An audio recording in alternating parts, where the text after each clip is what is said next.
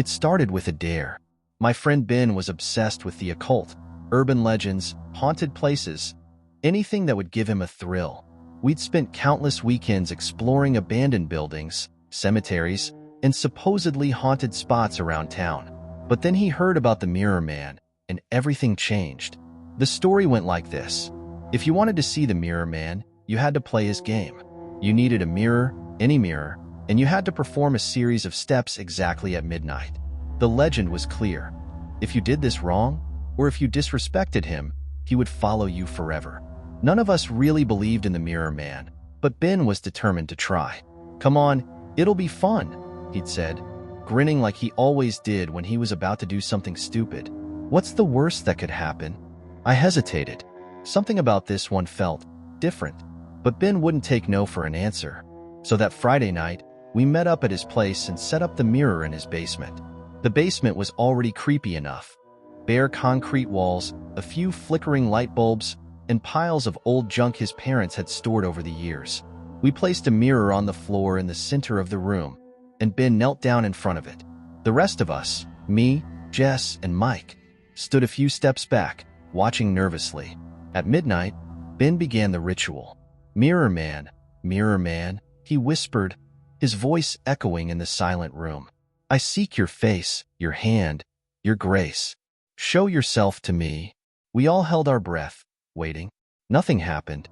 Ben shot us a smirk, clearly unimpressed. Guess it's just another fake. But then, just as he was about to stand up, the mirror started to fog. It was subtle at first, just a faint mist creeping across the glass, but soon it grew thicker, until we could barely see our reflections. Did you do that? Jess whispered, gripping my arm. No, Ben said, frowning. He leaned closer to the mirror, his face almost touching the glass. This is new. As we stared, shapes began to emerge in the fog. A pair of eyes, dark and empty, stared back at us, hollow and expressionless. They looked wrong, somehow, like they didn't belong in a human face. They were too deep, too dark, as if they were windows into a void that stretched on forever. We all took a step back, but Ben stayed where he was, transfixed by the figure in the mirror. A cold dread settled over me, making my skin prickle. Every instinct screamed at me to leave, but I couldn't move. The figure began to take shape, a face, pale and expressionless, with thin, stretched skin that barely seemed to cling to its skull. Its lips were thin and cracked, twisted into a faint smile. The face was familiar, yet wrong in every possible way. It was Ben's face, distorted and hollow, staring back at us with those dead, empty eyes. Ben, let's go, I whispered, grabbing his shoulder. This isn't funny anymore. But he didn't respond. He was frozen, his eyes locked on the mirror, his mouth slightly open as if he were in a trance. I shook him, harder this time, but he didn't even blink. And then, slowly, the figure in the mirror raised a hand. Its fingers were long and thin, ending in sharp, black nails that looked like they could slice through flesh. It pressed its hand against the glass, leaving streaks of black where its fingers touched. I watched, horrified, as Ben's hand moved to match it, pressing against the mirror as if compelled. The mirror began to crack under their touch, thin lines spreading out from where their hands met. The cracks twisted and spiraled, forming shapes that looked like symbols, strange and unreadable, covering the entire surface of the glass. Ben, stop it, Jess screamed, pulling at his arm, but he wouldn't move. His eyes were locked on the figure, his hand pressed firmly against the mirror, as if he were glued to it. The figure's mouth began to move, stretching into a grotesque smile that split its face almost in half. It was whispering something, but the words were garbled, like they were coming from deep underwater. The whispers grew louder, filling the room, until I could finally make out a single word. Stay. Suddenly, Ben's hand was pulled forward, his fingers slipping into the mirror as if it were liquid. He screamed, trying to pull back, but it was too late. The figure was dragging him in, its bony fingers wrapping around his wrist, pulling him deeper and deeper into the glass. We all lunged forward, grabbing onto Ben, trying to pull him back. His face was twisted in terror, his eyes wide as he struggled against the force pulling him into the mirror. I could feel his arm slipping, feel him being pulled further away, and then, snap, the mirror shattered. Glass flew everywhere, and we all stumbled back, shielding our faces. When I opened my eyes, Ben was gone. The mirror was empty, its surface cracked and broken. The glass scattered across the floor. All that was left was the faint outline of a handprint, black and smudged, on the shattered glass. "Ben?"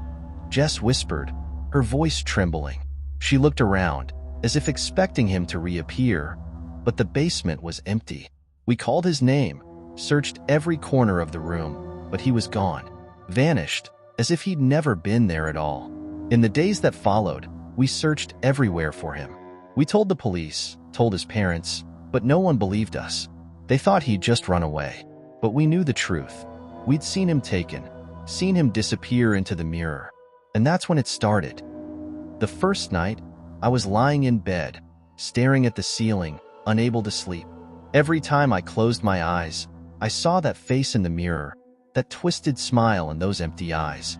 But then, as I was drifting off, I heard it. A faint whisper, barely audible, but unmistakable. "Stay." I shot up, heart pounding, and looked around. The room was empty, but the sound persisted, coming from somewhere close. Slowly, I turned to my mirror, dread pooling in my stomach. And there, in the glass, was a handprint, black and smudged, pressed against the surface, just like the one in the basement. The whispering grew louder, filling the room, overlapping voices that sounded like laughter, like crying, like screaming. I watched in horror as the mirror began to fog, shapes forming in the mist. Faces, twisted and distorted, pressing against the glass, watching me with empty eyes. The whispers grew louder, voices chanting, calling to me, until I couldn't take it anymore. I grabbed a towel, threw it over the mirror, and bolted out of the room, my heart racing. I spent the rest of the night in the hallway, too afraid to go back inside. But it didn't end there. Every mirror I looked into, every reflective surface, I saw him, Ben, his face twisted and hollow, watching me with that same, dead smile. No matter where I went, he was there, lurking just beneath the surface, waiting, his eyes following me. It wasn't just me. Jess and Mike saw him too. Jess called me one night, sobbing, saying she'd seen him in her bathroom mirror, his fingers reaching out to her, whispering her name. We tried everything to get rid of him. We broke our mirrors, covered them, even moved to different houses. But it didn't matter. He was always there, waiting, watching. We had broken the rules. We hadn't finished the game, hadn't respected him. And now, we were cursed to see him forever, to feel his presence, lurking in every mirror, every glass, every shadow. Sometimes, I hear him in the dead of night, whispering through the mirror, calling my name.